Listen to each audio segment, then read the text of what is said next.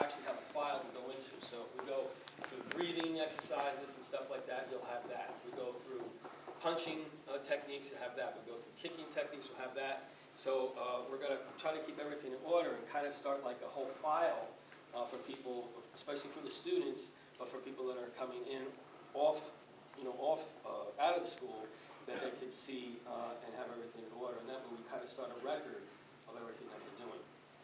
The most important thing that you guys can do as far as amalgamating all the movements that you're learning here is stay with your forms. Your forms are the most important thing that you could do ever. From all the stuff we're doing here today and the stuff that you're going to do with positioning stuff, all comes from your form work. The reason why forms are important, because as you express yourself through the forms, you're going to express yourself better in combat. So for those of you guys that are always practicing at home, I know there's a lot of material, and that's one of the reasons why we're going to categorize everything. But your forms is what's going to allow you to do that material. And forms, that's where it becomes important. So really you only need like 5 forms. If you're just practicing those 5 forms, it's going to really launch all the material that you're learning in school. And that, of course, is up to you. Your form work is a very good way, very good place to always start practicing and doing what you're doing, and it's different. And one of the things I wanted to discuss today is, and just quickly, is positioning. You position before you fight. Now, the positions that you're going to be learning when you're moving today is how to visualize, how to look, where to see, and how to see what's actually coming at you, and how to use the person that's in front of you. One of the things is visual. You guys should always see a tree. All right? You have the stump of the tree, you have the roots of the tree, and you have the branches of the tree. Everybody takes a position. When they take that position is what you're going to work off of. So whether they're coming at you this way, whether they're coming at you this way, whether they're coming at you with a knife, they all have a position. And the better you can visualize that position and line yourself up to their movement, the better it's going to be for you to survive in combat. So for those positions, things are very wide. So if we're standing here, right, he takes a position, and I take a position. This is not how you're going to be fighting on the street. But what this is doing is allowing you to see where you're lined up. You can see that I have this leg lined up with this leg. This leg covering and this leg here. So I see them lined up here. My hand is one here. My other hand is here. And we see the range. I know when he comes in to make a move, whether he shimmies or whatever he's going to do, I'm coming across. Now that position moved from here to here. Go ahead, do what you did. From here to here, I'm blocking here. I see this coming here. I'm aware of what's coming here in case he throws a kick. Say if he goes to throw a fake, and then he throws a kick, I'm here. And then one hand replaces the other. This position training is to give your visual and to understand how you're going to actually be attacking. You're not going to be attacking if he takes a fight position. I'm not going to be going this way here. All right? This doesn't happen. Okay? If he's standing, he takes a fight position, I'm standing here. When I move, I'm moving from here. So this position develops from here, and again, I'm covering his center line. My foot's in play. I'm watching both of those legs. Both of my hands are here. My attack is going to move in from this position, from here to here, and move in for the kill, or whatever I'm going to do. Or also, if he springs out, to be able to move against him. Fighting on the street is quick. If he's standing there, and he's got a gun at my head, I'm not going to be going this way here, right? I'm not going to say, okay, I'm going to position myself and here. Your fight's going to be here. So maybe as I'm raising my hands, I make a move to come in. Or if I'm here, I'm going to move to come in.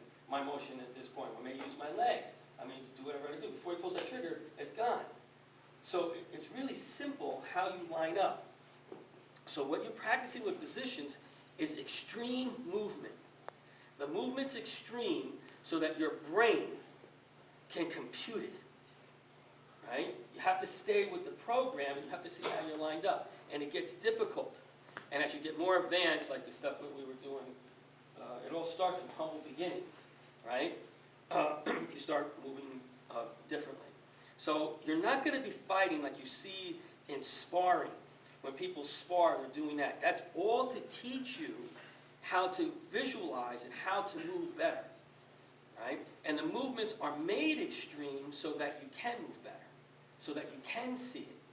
You're not going to be sparring on the street. Nobody spars on the street. You're not going to be wrestling on the street, you know, like professional wrestling. None of that stuff is. What you're going to be doing on the street is going to be real-life combat. And all this stuff is helping you to get there. Your form movement, you're not going to be doing this as I'm moving through my forms on the street. I'm not going to be doing that. I'm not going to be standing here as he goes to fight, and I'm not going to be going here, you know. I'm not going to be going here, right? All of these forms are to help you amalgamate your movement. Basically, you could visualize your mind like an ice cube. And what you're trying to do with your brain and your mind, which are two different things, is to get it to melt through your body and connect with all the mini brains. You're trying to get comfortable with who and what you are. So whether you're a big person, a small person, a large person, heavy bones, whatever it may be, you need to recognize who and what you are and what element you're coming from. That's where the forms goes. Not to compare or move like somebody else, to find who you are. That's Shaolin. And right now you guys are learning Kung Fu. Kung Fu is all the tools that we're putting in the toolbox for you guys to pull out to become Shaolin. That's all your foundation.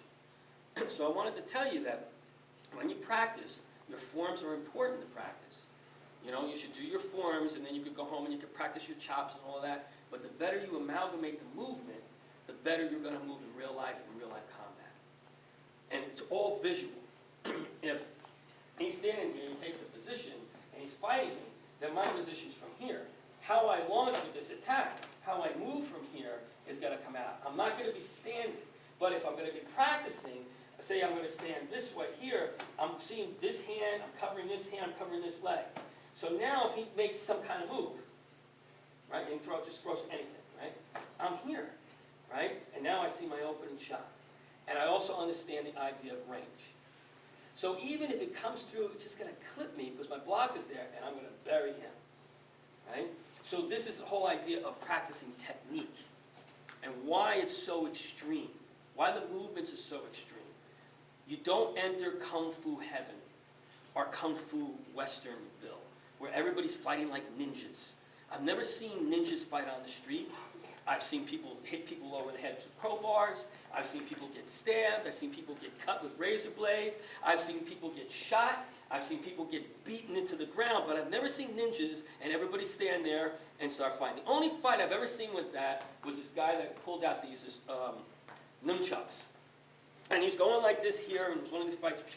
And he looked really cool. And then he hits the guy in the head. It hit the guy in the head, bounced off, and hit the guy who was doing it in the head, and they both knocked each other out. The whole fight stopped, and we just all stood there and looked at him. And then it did break the fight up, and they were just laying there knocked out. I mean, knocked out. Their heads were cut open, big bumps on their heads. And that was it. That's the only martial art I've ever seen on the street, and it didn't work very well. Right? So you don't enter where everybody's fighting the same way. Everybody's coming at you differently. So the moves are extreme to help your brain record it. And then once your brain records it, then it gets more into your personality, into your expression that you find yourself. It's like Kung Fu Panda, right? You're just a big, fat panda. You can't beat me. And the panda goes, no, I'm the big, fat panda. What it means is that he discovered who he was. That's Shaolin. That's why it became dangerous. If anybody never saw Kung Fu Panda, you should watch it. It's a great show. Right? Okay? What was in the scroll? Himself. Yeah, something there. It's kind of like taken off of The Silent Flute or Circle of Iron, Yeah. which is probably the best martial art video ever made outside of philosophically wise. That's about it. Right? The acting and stuff is okay. But it's just a great movie, and it's really taken off for that. So the position training, guys, you have to stay with the program because the program is designed to help you develop. Stay with your forms. Your forms are what you should be practicing at home because that's the thing that's going to develop. I know everybody wants to kill things, but your forms are what's going to allow you to amalgamate that movement and work with it. And if all you have is 5 forms or 3 forms, you practice them. And eventually through time, you start progressing with